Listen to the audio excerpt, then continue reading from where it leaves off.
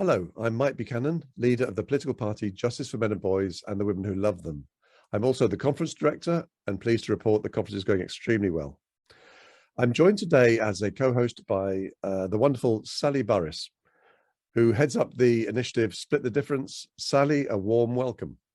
Thank you. I'm very, very happy to be here. I can't wait to start talking to Gerry. Indeed, I'm very much looking forward. I've been very much looking forward to this session. Gerry is hopefully he'll not argue when I say I regard him as a friend after a year or two. We first met on. All right, then we're not. He's not a friend. I thought he was, but clearly he's not. We first met on regardingmen.com. Which is an absolute steal for $5 a month. Plenty of there's a 24/7, 365 cyber shed, among other things. And Gerry and I participate in Tom Caulfield's photography and videography group every week, and it's one of the highlights of my week. Last year we had 120 speakers speak at this online conference.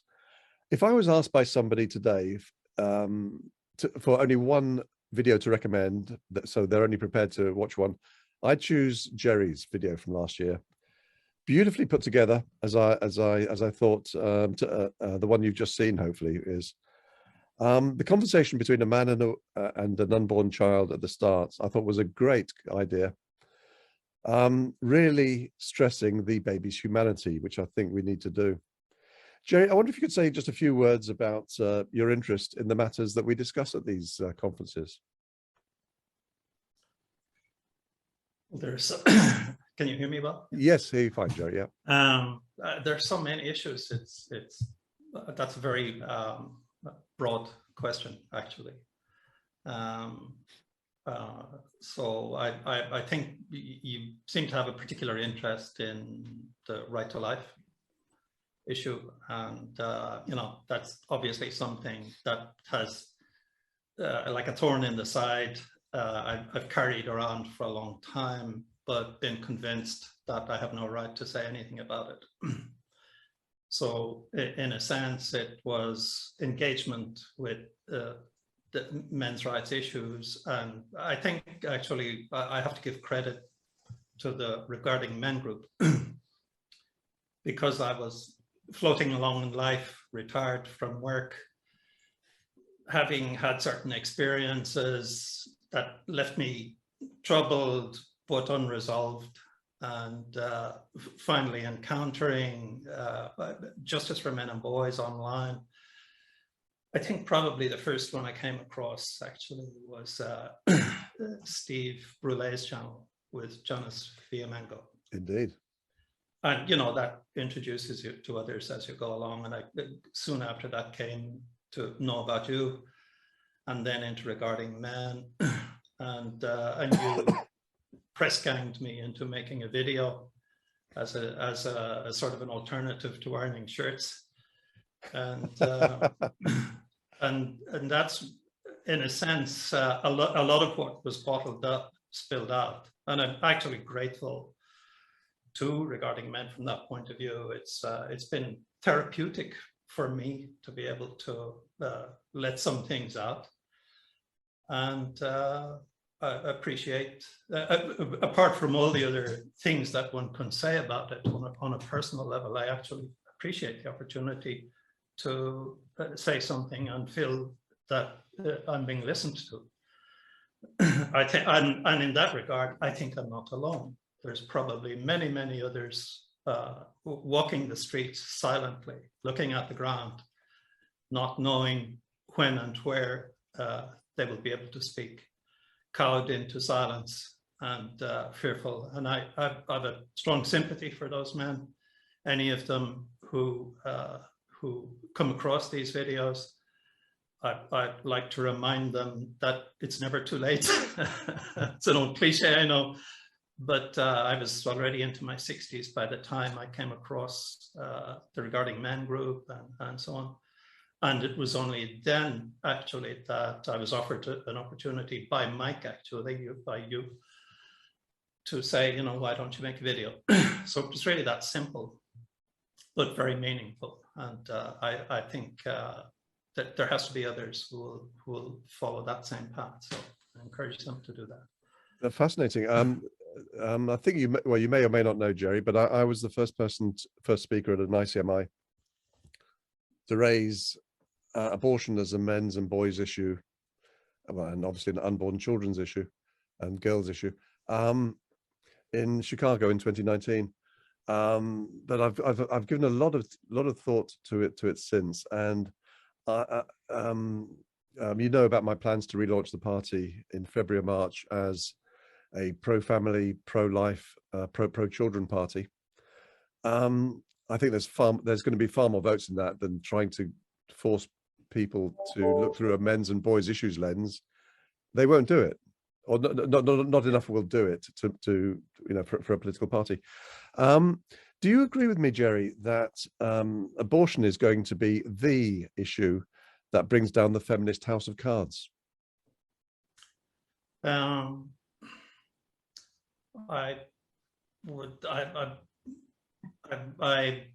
think I have a more pessimistic view of our opponents, if I can call them that, which is what they are. Well, or enemies. I mean, feel free to say enemies. Yeah, well, yeah. I'm trying. It's a family show here, you know. On the contrary, it's not. You never know the day. I think the abortion issue is an issue, a challenge to our humanity, broadly speaking, about moral challenge and a practical challenge, even a demographic challenge. You know, we're building societies that are that, from an economic and social point of view, are structured in such a way that they can only survive with growth, and that's unsustainable. Growth has a natural expiry, a shelf life, kind of a peak. And everything to do with economics and demographics suggests that there has to be a point where that's going to slow down. And once it does, all the commitments that you've made prior, based on projections of upward growth, are going to collapse. So I think we're sort of at that stage with economics and demographics and budgeting of government budgets. You see that, for instance, the pension system is underfunded, and they're responding to that by increasing the pensionable age to a point where you're supposed to work when you're 68 years of age, you know, but you can't get a job when you're 45. You know, where's all that going to finish? So these decisions are being taken. Somewhere within that context, one can place the issue of abortion. It affects everything. I don't want to reduce it to those issues about demographics and economics and so on, because it's a human issue, a tragedy actually, and we need to respond to it. On the other hand, I've never had the feeling that the people who are committed to it will ever give up. So I think once you solve one problem, you're simply faced with others. They'll think of something else, and they never let go. So all the things that one might say, for instance, it should be equally tragic to talk about the suicide rate, you know, and yet it just goes nowhere. People laugh when you talk about it. Homelessness, the same thing, you know, they just laugh, literally laugh.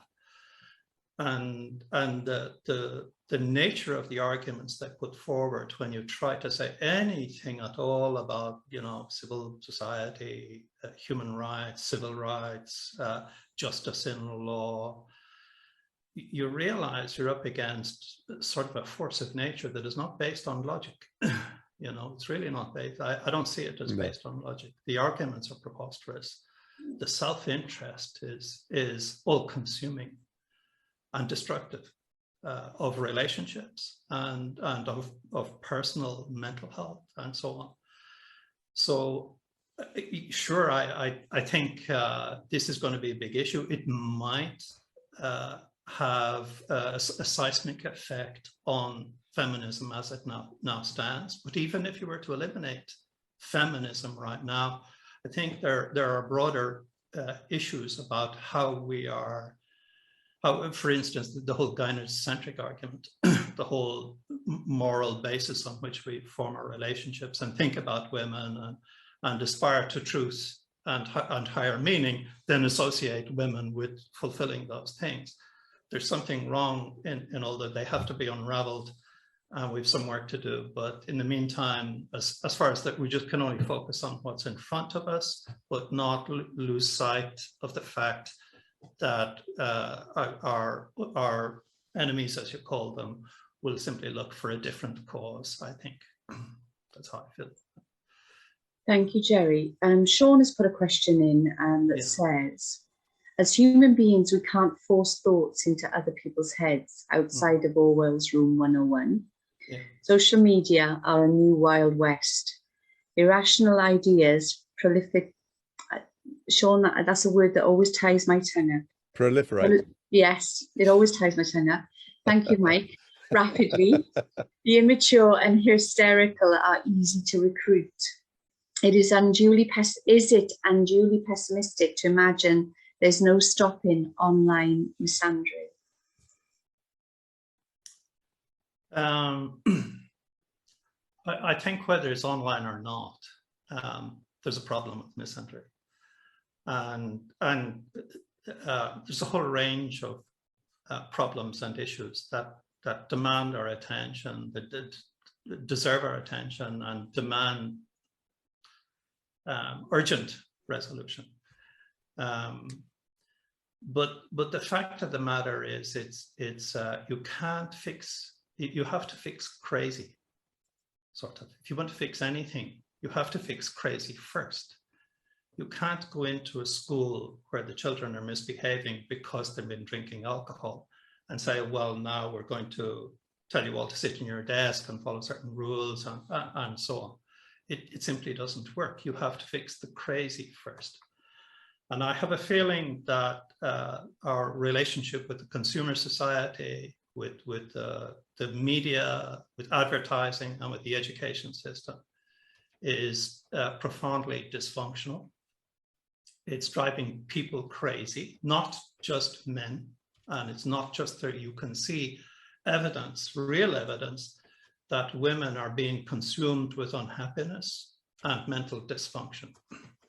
There's a survey lately out in the United States that says more than 50% of white liberal women, that basically means left democratic sort, are suffering from have been diagnosed with a mental. It doesn't say all the ones who are on the edge who have not yet actually been diagnosed, because that's a whole other, for every one that's been diagnosed, there's probably several others who've got sort of prior condition. And then with, that's very high, obviously, but even if you look at the other side of the political aisle, the figure for the same group of people, which is conservative women, is about 28%. Still enormous. It's 1 in 3, you know. So there's no doubt that there are contributing factors to that. One, of course, is feminism, this self-indulgent pandering, and another is that complicit in this toxic relationship is the advertising industry. And they are producing and reinforcing narratives which fully in compliance with feminist rhetoric, which run along the lines of you too can have it all because you deserve it. These are literally text lines taken from it. I'm not making up these words. I'm cherry picking them from advertisements that are well known for this type of thing. So can I just say, Gerry, that was, of course, one of the themes in your talk last year. Yeah. It's. I mean, I noted that your questioner used the word hysteria, and I think there's a profound public health issue attached to that. Because let's say, for instance, we all understand that the way we eat as a population is a matter of public health consideration, right? How much we eat, what kind of foods we eat, whether we have a balanced diet, what kind of substances and how much processing the food has, whether it's got fiber, and so on, and how late in the evening we eat, and so on and so on. So you're bombarded with all of these messages about eating. And imagine then when you had to go to the refrigerator, and then you sit in the evening to watch a film, and during the advertisements, again, there's all these about quick food, fancy food, colorful food, food that smells, and so on. So what do? You get up and go to the refrigerator, and alarm bells go off, lights start to flash, the police arrive at the door, and they put you up again to interrogate you. You know, do you really need to eat? And so in other words, to make you feel guilty for eating, right? So you're on the one hand get on a daily basis saturated with messaging that says eat this, eat that, eat something, eat more, eat different, and so on. And then you're actually made to feel guilty when you open the refrigerator. So would it not be, I think, reasonable to assume that you would end up with a kind of a mass public health, mental health problem in a case, but possibly one could even use the word explosive to describe that. You cannot do that to people. Bombard them with one kind of message and then criminalize them and demonize them for acting on the message that you send them, right? Now, the thing is, if you take that logic and apply it, for instance, to sex, that's exactly what we do with sex. We bombard the population, men and women, with images of sexy women doing sexy things and, you know, talking about sex and how free and everything it is and how you can identify with sex and so forth.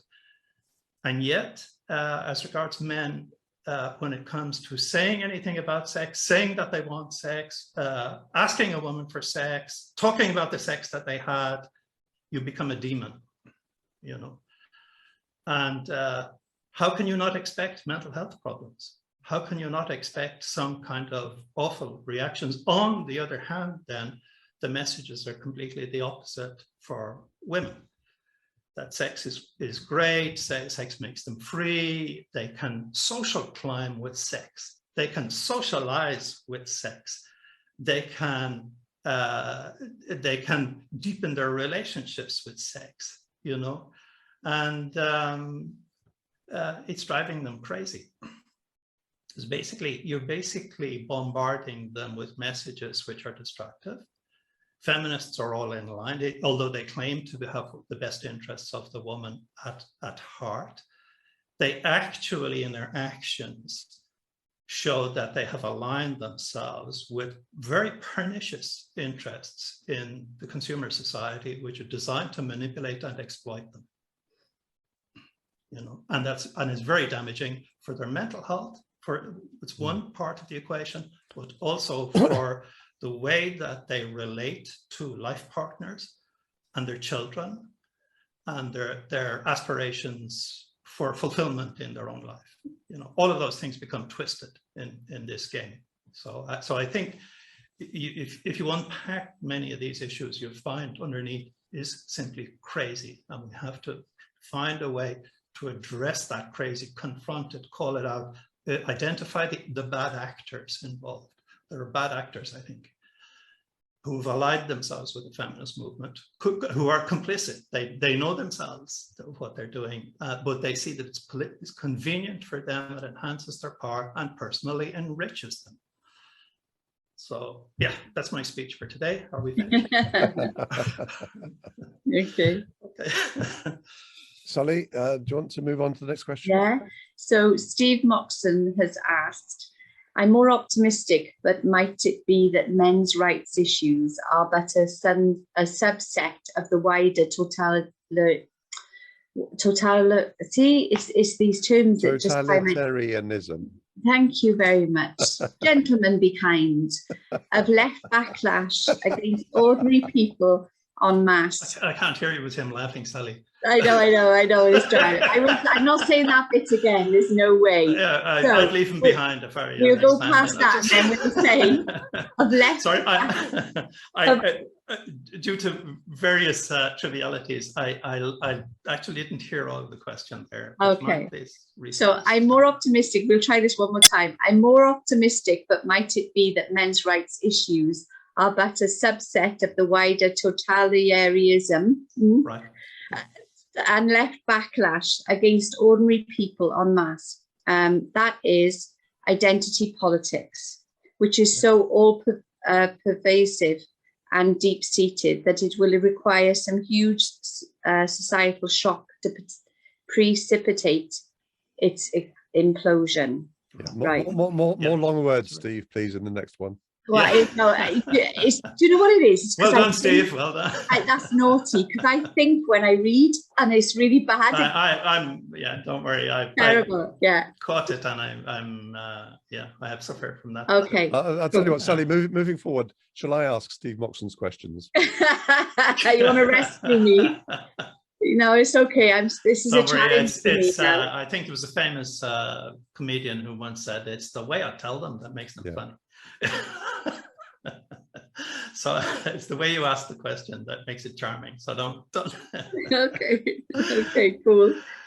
So did you understand it though? That's the thing, Gerry, because there's lots of giggling inside it. Yeah, it's one of these.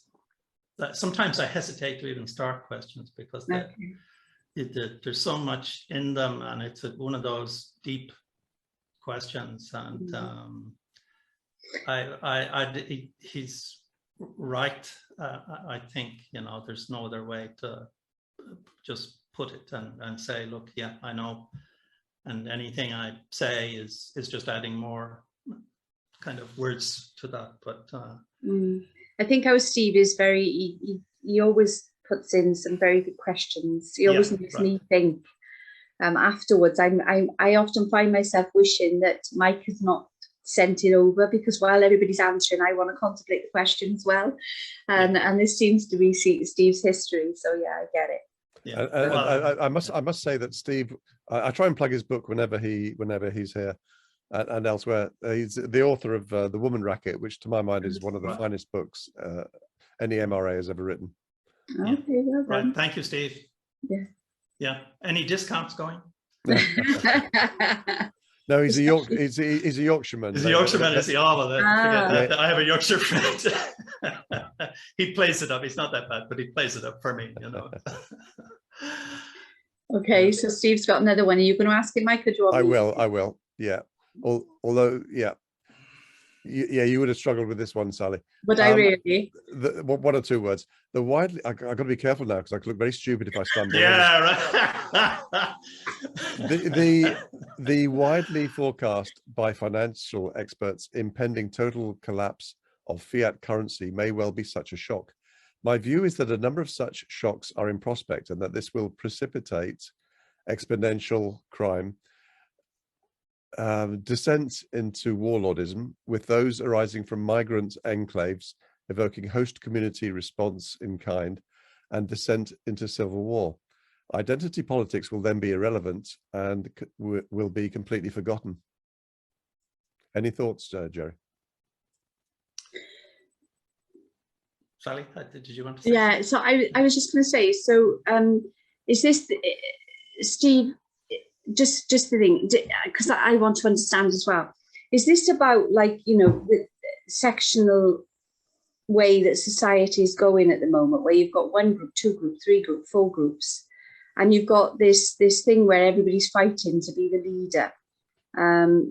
Is that what that question was? Because it's something that's reverberating throughout the research I'm doing, in that everybody's trying to become the social identities that everybody's trying to group themselves into.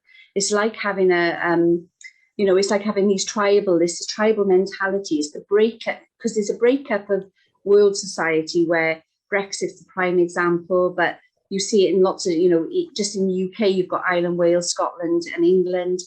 And in the gender identity terms, you've also got this sectionalization of society. And there's this thing around each group trying to fight for their dominance, and this warlord kind of, who's going to be the strongest, who's going to be the most, prevalent. And you're seeing so many fractures within society now. There's groups coming and popping up everywhere. It used to be gay and lesbian, now it's LGBT, and even those groups are breaking up into itself. You've got Black Lives Matter, where there's this thing, it's not black now, it's brown. There's all of this kind of splitting. And then everybody wants a voice. Everybody's looking for space within social media. Everybody's looking for their voice, and everybody's trying to dominate that arena. Sorry, Steve. It's just I read that your questions are always so deep, and I read that, and that's what I took from it. You know, is that what that question's about? So sorry. Yeah, perhaps you can, Steve. Perhaps you can let us know. I'd just like to come to some comments that Jonathan put in the chat. Abortion is an issue that affects all parties. As a potential grandparent, I would be devastated if a partner of my son aborted my grandchild. Grandparents are not even factored into the equation. It's a very good point. Barely a week goes by that I'm not contacted by a grandmother unable to see her grandchildren. Very seldom grandfathers, interestingly enough. But grandmothers contact me absolutely heartbroken and not seeing their beloved grandchildren. And of course, for every father, well, it's mainly fathers who's denied access to his kids, so are 1 or 2 grandparents of the child, and up to 4 great-grandparents. And it's one of the reasons that we're going to repitch as a pro-family party, because there's lots of votes there. It is. I think Jonathan makes a great point. It's not just the baby, the unborn child. The mother's a victim. The father's a victim. There's lots of victims of this genocide. Any thoughts, Gerry? Yeah, I wanted to jump back a little bit to Steve's proposition about impending collapse of one kind or another. And I think it's true there might be some kind of a popular word these days is reset. Which, in the sense that it's used, is a horrible idea. It's, more of the same from the same people, actually.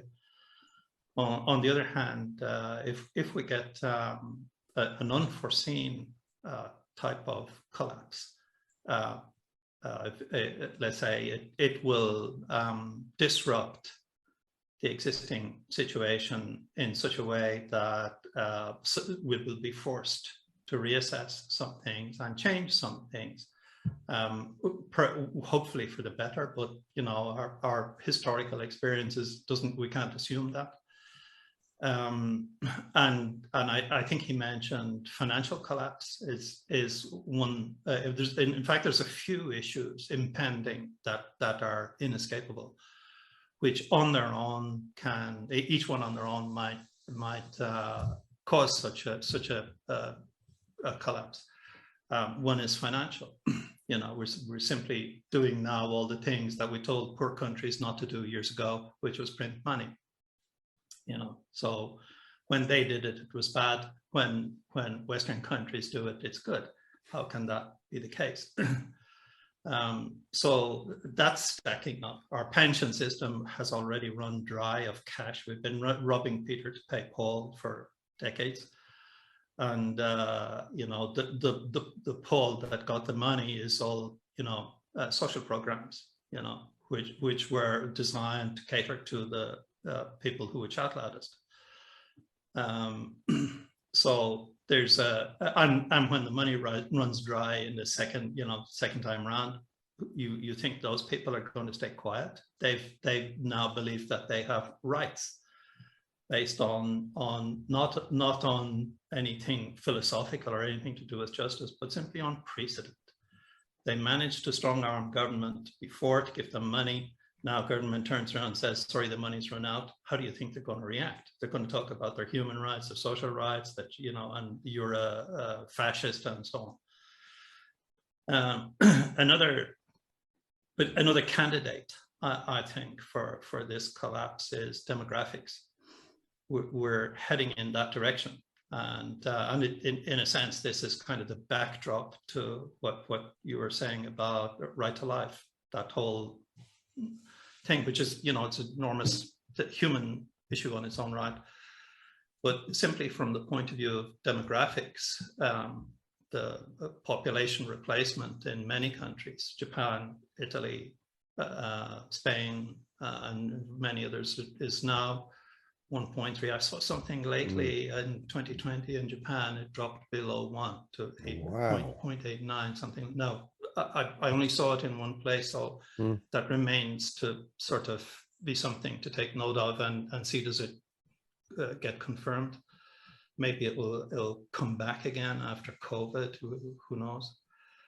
And the various people who are experts in these things have given certain projections about where will be the crisis point over the future, and some of them say, so I've heard figures somewhere between about 15 years to 30 years, somewhere there, that population, even in China, that they're kind of realizing that their population replacement is below replacement.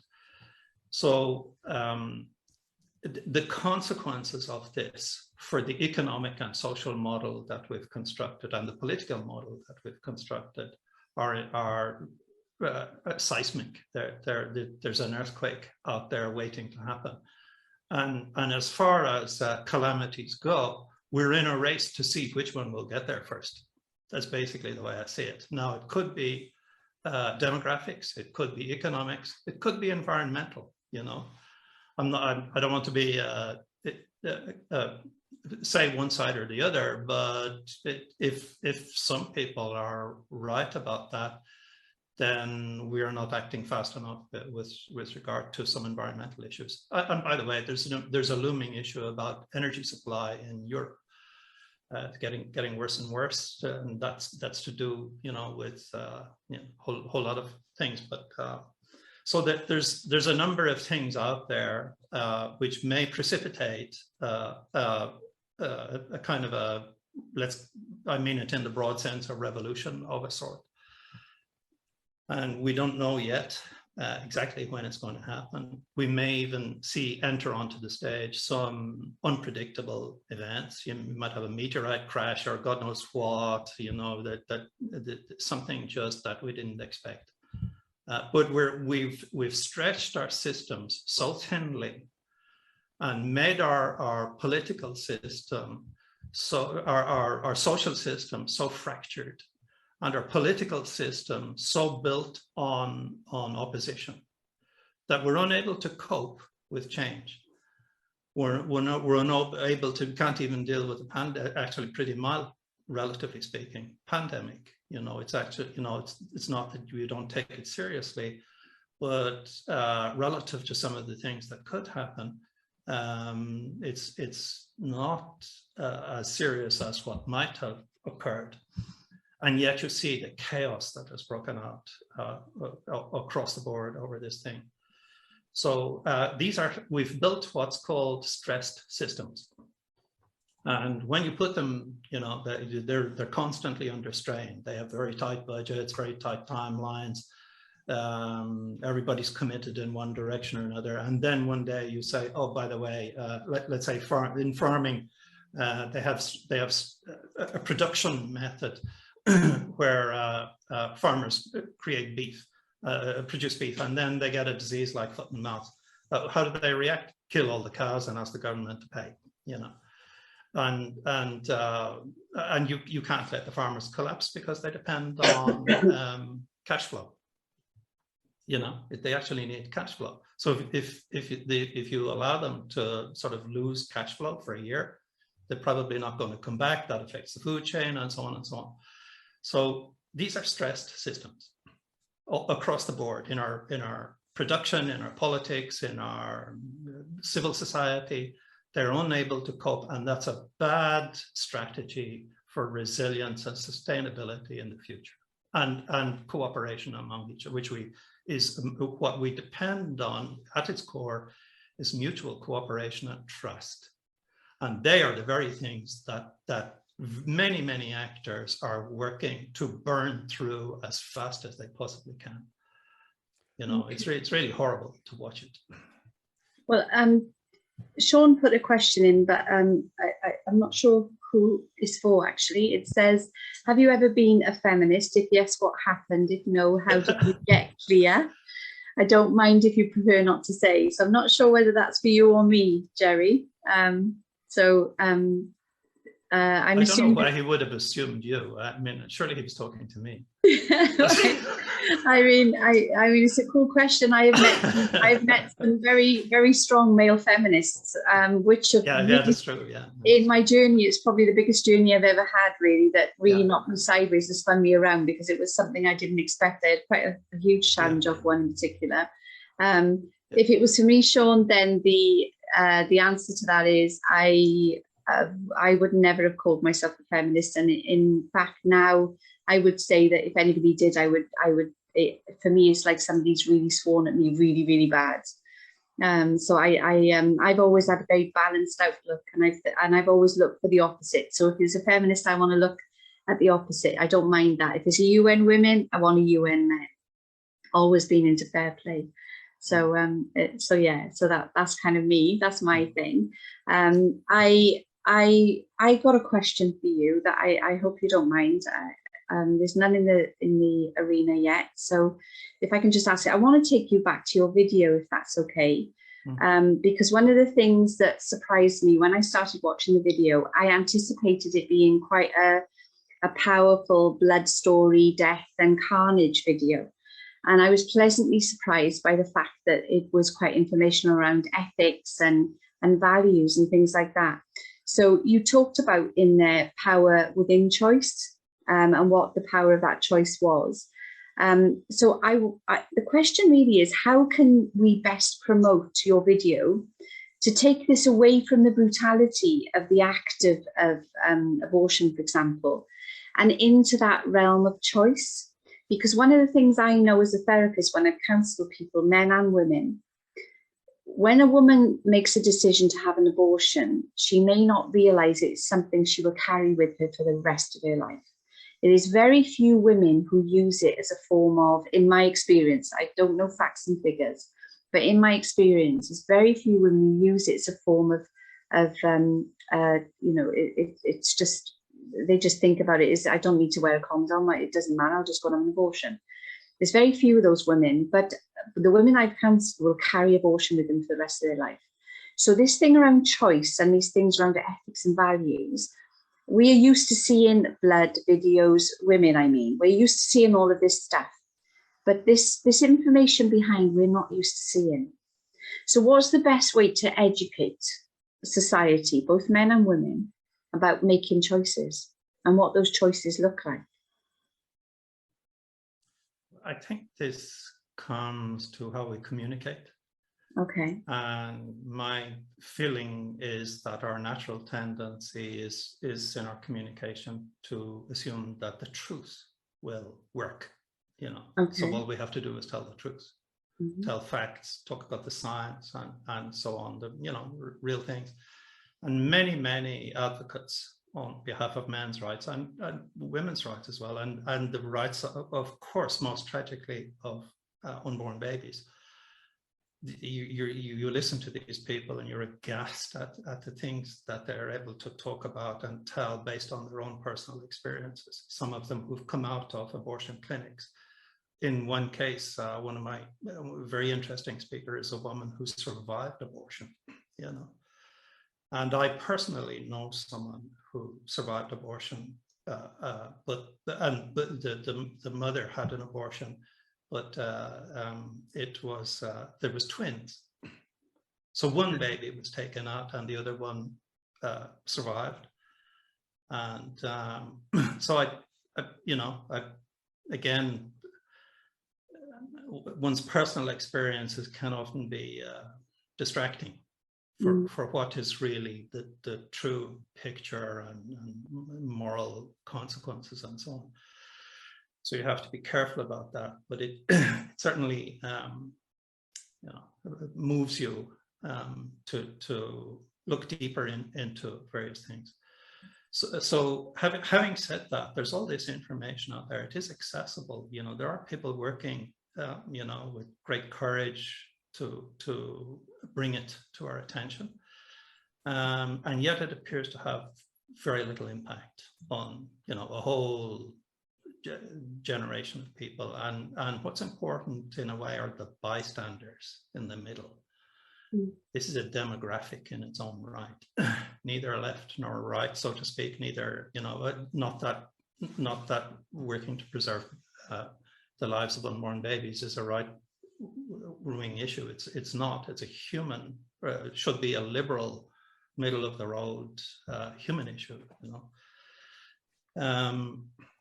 But there's an issue there, and this issue it becomes apparent in every subject we touch, you know, babies, suicides, homelessness, parental alienation, anything like that. And you realize the facts are not working.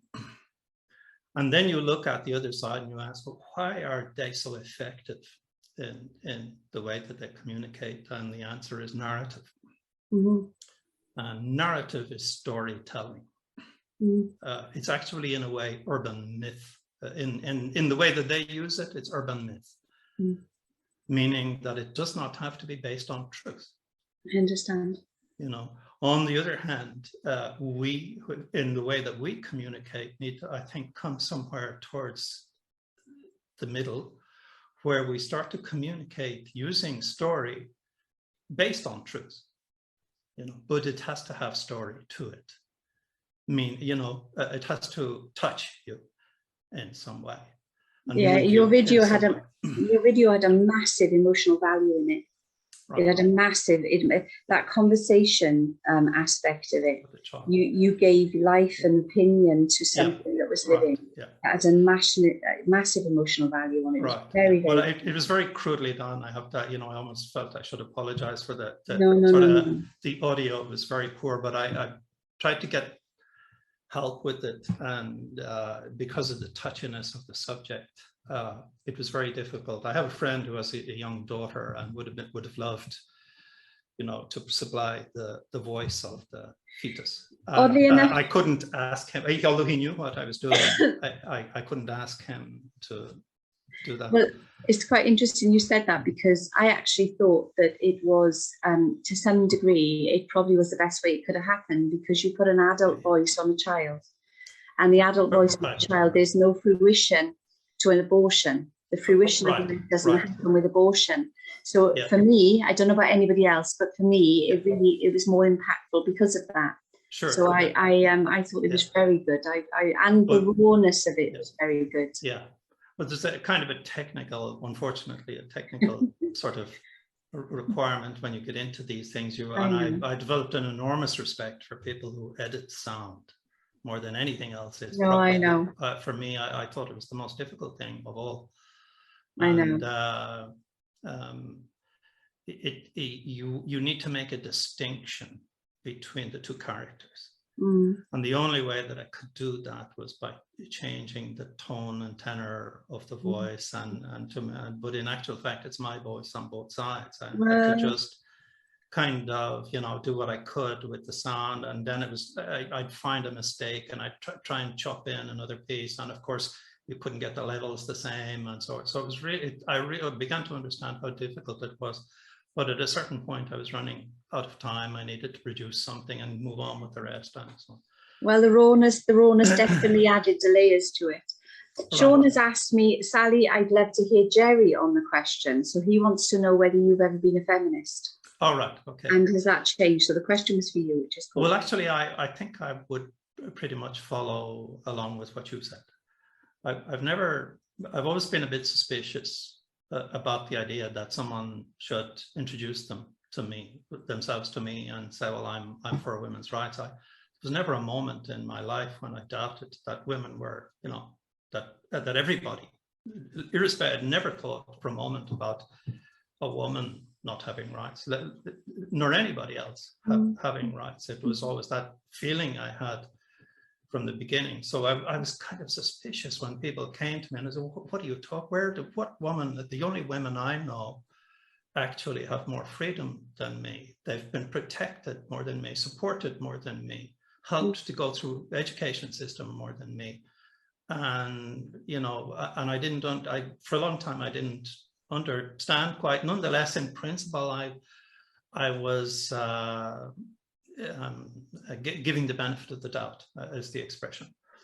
And it took some time of life experience before I began to realize how all these things were manipulated. Always I would, concede on the basis of some kind of, there must be some invisible bias or some special feeling or virtue on the other side that I don't understand, and maybe it's justified, and therefore, don't make an issue about it.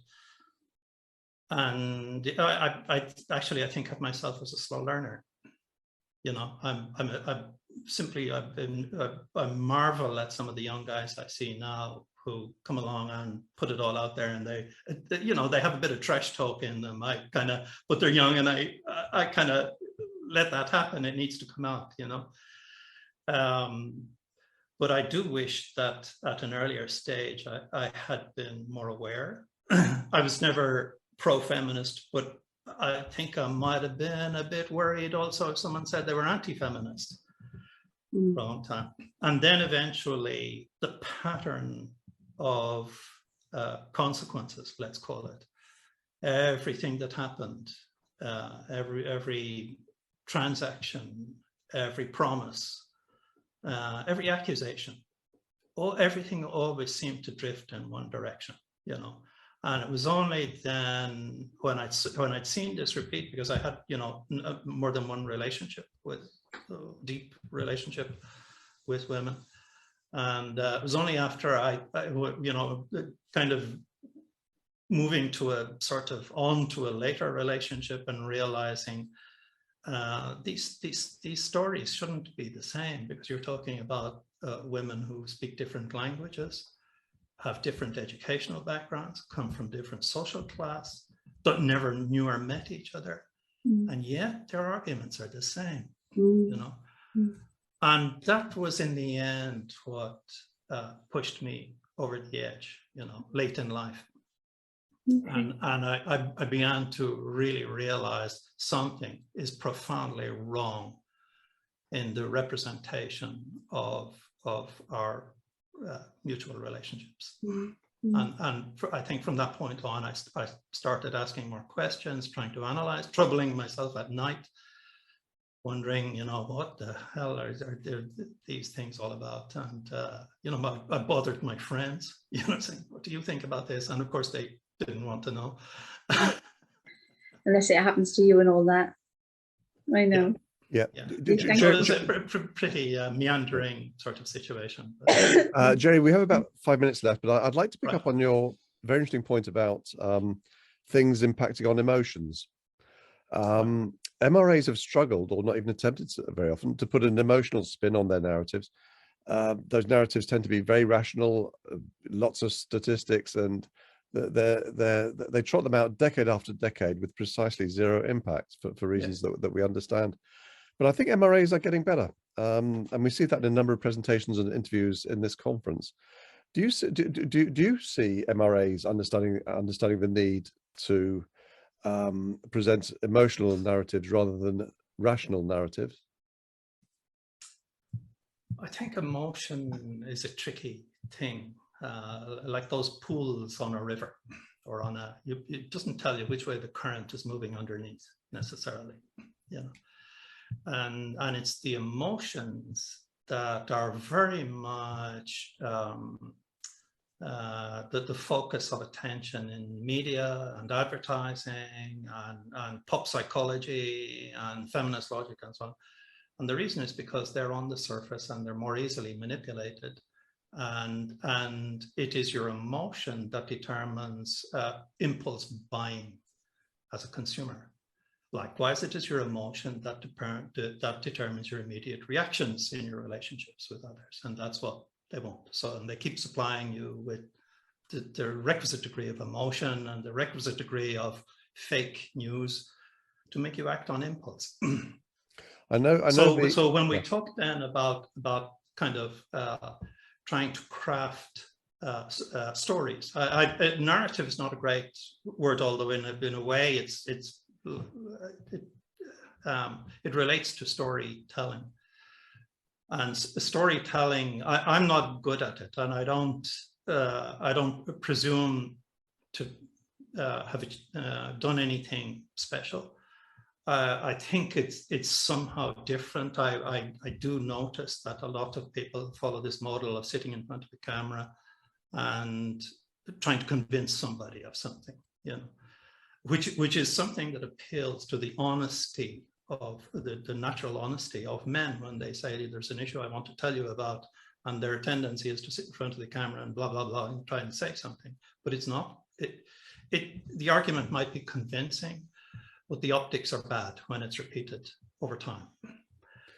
People simply don't function that way, and you have to find a way to craft stories that address basic instincts, not just on a trivial way like romance does or something like that, but to keep them engaged with the subject. That's how I think the purpose of storytelling is engagement.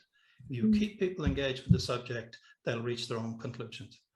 Thank you, Gerry. And I'm sure that some experts will come along and do a much better job than I have done. Yeah. Yeah, I'm reminded of Jonathan Haidt in one of his books, and I hope I get this right. He says that we flatter ourselves that we're rational beings, and yes. that Absolutely.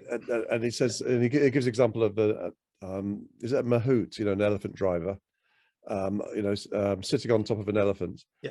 And we all think that you know, the rational mind is the mahout, and it controls the elephant. Well, the elephant will go where it bloody well wants to go, won't it? Right. And we are the slaves of our emotions, far more than certainly men in particular are willing to accept. Nonetheless, the advertising industry has made a science out of addressing those basic instincts, and we need to look more carefully at what it is they did, how they achieved that, and the subtle ways in which they accomplished their goals. Indeed. Yeah, can you ever imagine someone trying to promote or trying to sell a men's product with the man saying, "Because I'm worth it"? I mean, that would be hilarious, wouldn't it? Yeah. We have to wrap up. I'm very sorry to say. Okay. It was a pleasure to meet you both. Can I just sorry, Gerry. We just have a few seconds. But Sean G asks, where can I get more Gerry Alexander? That's what I was going to just say now. More. There's no more of me. What you see is what you get, I think was what programmers say. The thing, Sean, the thing you need to do... Only in Regarding Men. And, regardingmen.com, $5 a month. And you can meet Gerry and myself, at least in Tom Caulfield's photograph. I have no Facebook and no Twitter. So, no. Yeah. But so you can meet with us there, and we talk about all sorts of things, not just photography and videography. Yeah. So that's Wednesday, 7 p.m. Thank you to everyone who turned up. No. And really great to meet you. Thank you, Gerry. You too, Sally and Mike. Thanks again. Best wishes. Yeah, you too. Take care. Thank you very much, Gerry. Okay. Should I press leave? No. Just don't do anything. Okay. No. Just leave it to me. I already made a mess. Okay. I press the big red button here. So Sean G says absolutely awesome. Thank you all. We've had some wonderful. Take care. And I saw Alain's name there as well. Hi, Alain. Take care. Yeah. Brilliant. So thank you, Gerry. Thank you, Sally. Thank you, everyone who's here, including particularly the people who put questions. And we have in an hour's time the wonderful Richard Lucas, leader of the Scottish Family Party. That's going to be an outstanding Q&A. I know it. Great. He has a nice tie. And right? It's goodbye from us all. Is that what Alan Whitcomb said? You have a nice tie? Is that the same guy? Is it? No. Oh, it's a different. All right. Yes, it is. Okay, good on you, Anne. Yes, and thereby emphasising the fact I wasn't wearing one. Yeah, thanks, Anne. Take care. Bye, nice everyone. to see you, Sally. Take care. You too. Bye, everybody. Bye.